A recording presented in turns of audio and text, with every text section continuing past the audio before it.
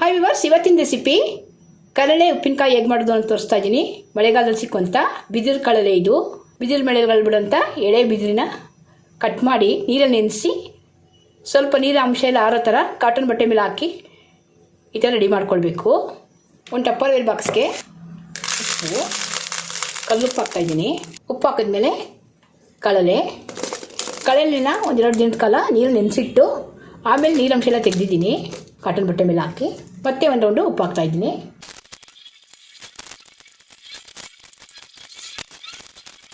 ಈ ಥರ ಉಪ್ಪು ಒಂದು ಲೇಯರ್ ಕಡಲೆ ಹಾಕಿ ಒಂದು ಬಾಕ್ಸಲ್ಲಿ ಹಾಕಿ ಮುಚ್ಚಿಡ್ತಾ ಇದ್ದೀನಿ.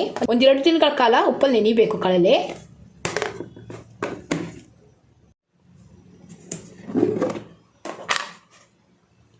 ಒಂದು ದಿನ ಉಪ್ಪಲ್ಲಿ ನೆಂದಿದೆ ಕಡಲೆ ಎಲ್ಲ.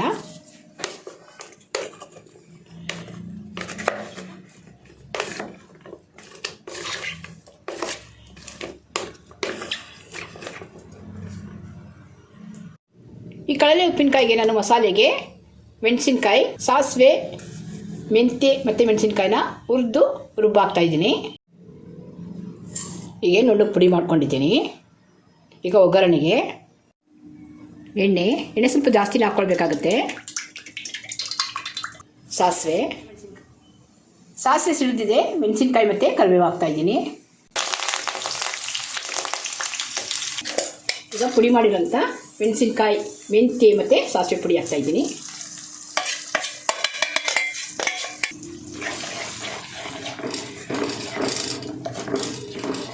ಜೊತೆಗೆ ಉಪ್ಪಲ್ಲಿ ನೆಂದಿರೋಂಥ ಕಡಲೆ ಕೂಡ ಹಾಕ್ತಾಯಿದ್ದೀನಿ.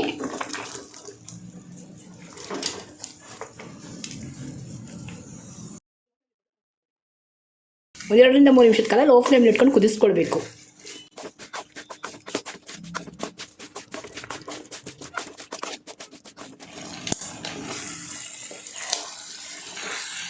ಇದಕ್ಕೆ ಅರಿಶಿಣ ಹಾಕ್ತಾ ಇದ್ದೀನಿ.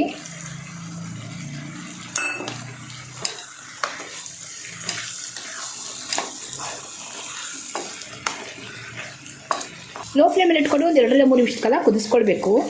ಆಗ ಕಡಲೆ ಮಸಾಲೆ ಎಲ್ಲ ಹೀರ್ಕೊಳ್ಳುತ್ತೆ.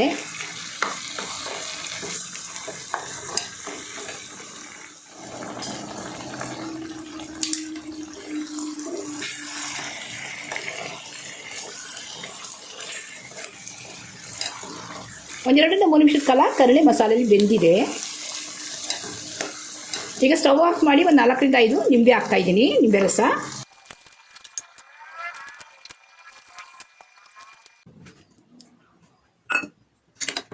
ಹಾಕಿದ್ಮೇಲೆ ಸ್ವಲ್ಪ ಮಿಕ್ಸ್ ಮಾಡ್ಕೊಳ್ಬೇಕು ಚೆನ್ನಾಗಿ.